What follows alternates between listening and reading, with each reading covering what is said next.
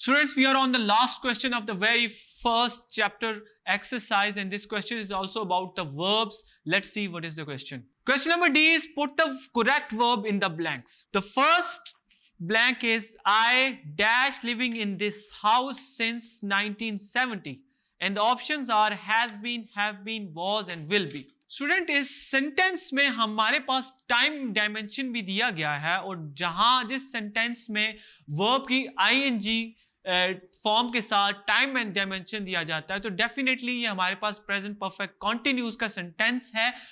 और इस सेंटेंस में हमारे पास जो सब्जेक्ट यूज किया गया है वो आई है, और आई के साथ हमेशा हैव लगता है। तो यहां पे क्योंकि प्रेजेंट परफेक्ट कॉन्टिन्यूस है तो आई हैव बीन होगा। I have been living in this house since 1970। The next is he dash here yesterday.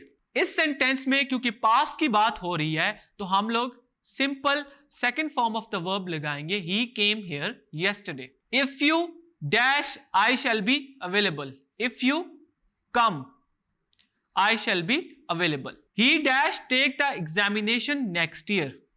He will take the examination next year.